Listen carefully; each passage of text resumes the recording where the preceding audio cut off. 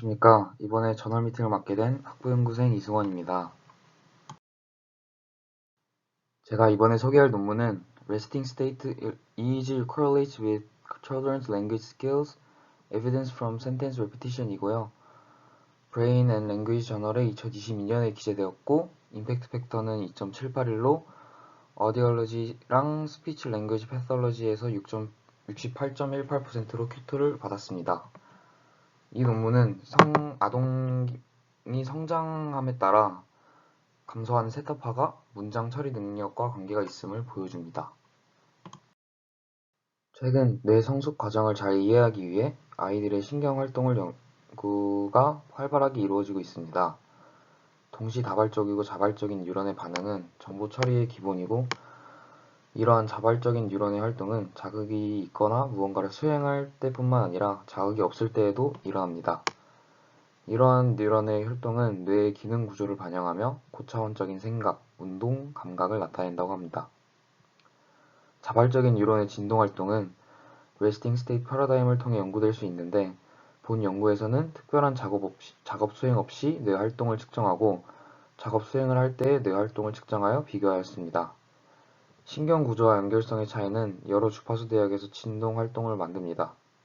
인지 및 언어 과정 이해와 관련된 신경 진동 활동은 델타, 세타, 알파, 베타, 감마 대역 내에서 발생합니다.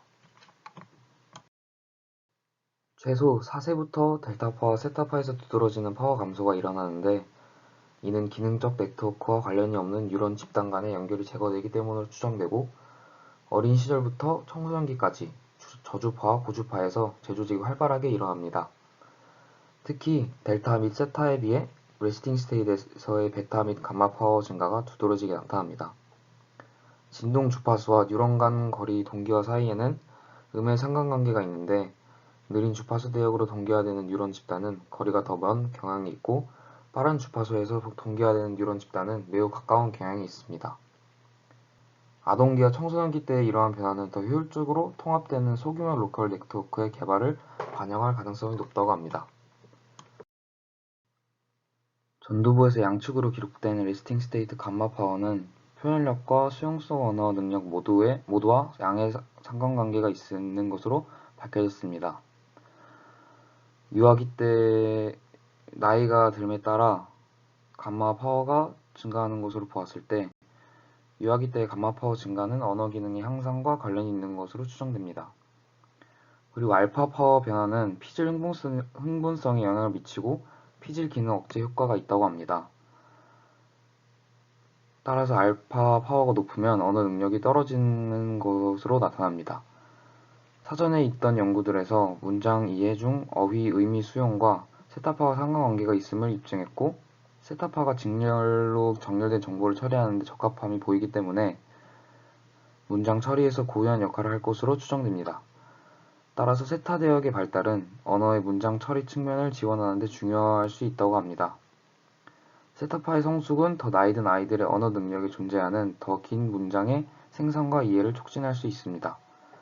본 논문에서는 자발적인 신경활동과 아동의 언어 능력 간의 관계를 살펴보고, 목적으로는 레스팅 스테이트에서 세타파가 아동의 문장 처리 능력과 관련이 있는지 여부를 조사하는 것이라고 합니다. 본 연구에서는 3가지 측정으로 실험이 진행이 되는데요. 우선 리커링 센텐스 서브테스트를 진행하고, 그 다음 매트릭스 리저닝 서브테스트, 그리고 레스팅 스테이트일 때 EEG를 측정해서 비교를 통해 레스팅 스테이트에서 세타파의 변화가 어떻게 이루어지는지 나타냅니다. 첫 번째 우선 피험자로는 52명의 정상적으로 성장하는 어린이가 채택이 됐고, 남성 30명, 여성 22명, 나이는 9년 2개월에서 11년 11개월이라고 합니다. 첫 번째로 리컬링 센텐스 서브테스트인데요. 어린이들은 Clinical Evaluation of Language Fundamentals 4th Edition이라는 책으로 리컬링 센텐스 서브테스트를 받았습니다. 이 테스트에서 어린이들은 점차 기가 늘어나고 통사적 복잡성이 증가되는 문장을 청각적으로 부여받고, 이러한 문장들은 한 번에 하나씩 제시되었으며 아이들은 이것을 반복해서 말하도록 요청받았습니다. 테스트 도중 문제 제시와 반복 중에 발생한 오류를 기록을 하고 각 문장에서 단어 누락, 전치 또는 오류에 대해 1점이 감점이 됩니다. 한 문장당 얻을 수 있는 최대 점수는 3점이고 총 32개의 문장이 주어지지만 5개 항목에서 연속으로 0점을 받으면 시험이 중단됩니다. 다음으로 매트릭스 리저닝 테스트입니다. 이 테스트는 웨스툴러 Abbreviated Scale of Intelligence Second Edition을 통해 진행이 되었고요. 이 테스트의 데이터는 문장 회상 및 레스팅 스테이트 파워 간의 연관성을 조사할 때 비언어 지능의 영향을 판단하기 위해 사용되었다고 합니다. 이 테스트에서 아이들은 기하학적 그림에 존재하는 패턴을 식별하게 되고, 이 테스트는 과거 연구에서도 레스팅 스테이트와 이지 언어 사이의 관계를 조사하는 데 쓰인 방법이라고 합니다. 다음으로 이지 레스팅 스테이트입니다. 레스팅 스테이트에서 이지 데이터는 높은 임피던스 식염수 기반의 64채널의 지오데식 센서 네트 시스템을 사용하여 수집되었다고 하고, 이 데이터는 CZ를 레퍼런스로 1000Hz의 샘플링 속도로 기록되었다고 합니다. 아이들은 편안한 의자에 앉아 컴퓨터 디스플레이에 나타나는 십자가 그림을 2분 동안 응시하도록 요청받았습니다. 다음으로 실험 과정입니다. 이 실험은 각 아이들의 학교의 조용한 방에서 실시가 되었고, 아이들은 Recalling Sentence 테스트와 매트릭스 리저닝 테스트를 받고 약 2주 후에 Resting State EEG 데이터를 측정했다고 합니다. 다음으로 EEG 데이터 프리프로세싱과 스펙트럴 분석입니다. EEG 데이터는 EEG랩 및 매틀랩에서 실행되는 스크립트를 사용하여 전처리를 진행했다고 합니다. 데이터는 500Hz로 다운샘플링을 하고 0.5의 하이패스 필터를 적용하고 50Hz의 노치 필터를 라인 노이즈를 제거하기 위해 사용이 되었고 80Hz의 로우 패스 필터가 적용되었다고 합니다. 연속되는 EEG 데이터에서 겹치지 않는 2초의 에포크를 형성했고 과도한 노이즈가 있는 채널은 EEG랩의 팝 레천과 팝 인터피 함수를 통해 식별 후 보관했다고 합니다. 데이터는 커먼 에버리지 방식으로 재참조를 했고 페스티카 함수와 어드저스트 알고리즘을 사용한 ICA를 통해 안구 운동에 의한 노이즈를 보정했다고 합니다. 데이터 포인트가 플러스 마이너스 100 마이크로볼트를 초과하는 에포크는 분석에서 제외했다고 합니다. 스펙트럼 분석을 위해 사용된 각 아동의 평균 2초 에포크 개수는 최대 60회 중 55.4회이고 이는 스펙트럼 분석을 위한 충분한 신호대 잡음비를 달성하기 위한 적절한 데이터를 제공해 줍니다. 시계열 데이터를 주파수 영역으로 변환하는 작업은 매틀랩의 Fast Fourier Transformation 함수를 사용하였고 FFT 분석 전에 F9와 F10을 포함하는 일렉트로오큘로그램과 마스토이드 전극은 데이터세트에서 제거했다고 합니다. 나머지 전극은 각 에포크에 대해 1Hz부터 나이퀴스트 주파수인 250Hz까지 파워 스펙트럴 덴시티를 계산 후 모든 에포크에 대해 평균을 했으며 전력은 먼저 마이크로볼트 제곱으로 구해지고 파라메트릭 통계로 데이터를 분석하기 위해 로그 변환하여 델타, 세타, 알파, 베타, 감마의 주파수 대역 내에서 평균화되었습니다. 그리고 마지막으로 EEG 데이터에서 에이지 이펙트를 제거했다고 합니다.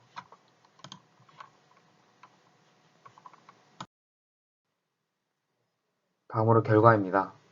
첫 번째 분석에서는 매트릭스 리저닝 점수를 제어하면서 Recalling Sentence와 Resting State 사이의 Partial Correlation을 계산하고 Correlation은 각 전극과 각 주파수 대역에서 별도로 계산되었다고 합니다.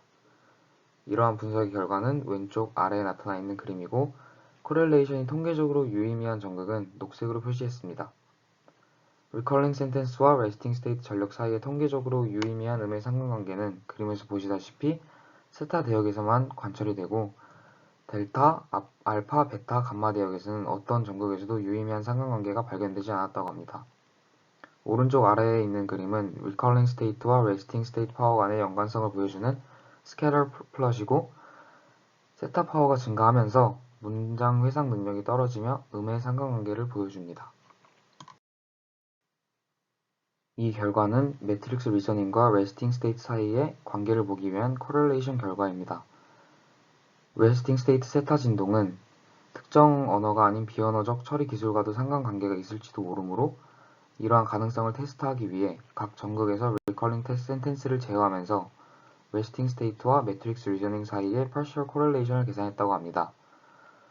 하지만 이 결과에서는 유의미한 상관관계가 발견되지 않았다고 합니다. 마지막으로 논문 정리입니다. 본 논문은 아동의 문장 반복 수행과 휴식 상태의 이의지 관계를 분석했습니다.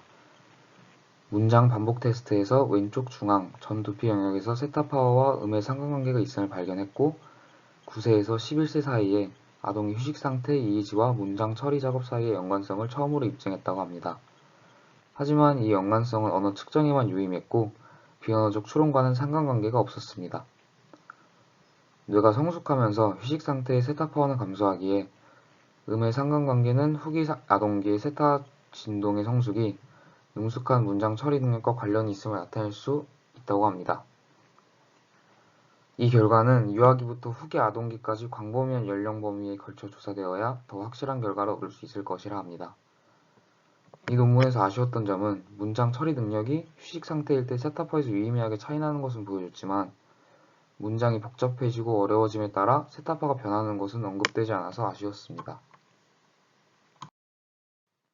이것으로 발표를 마치도록 하겠습니다. 감사합니다.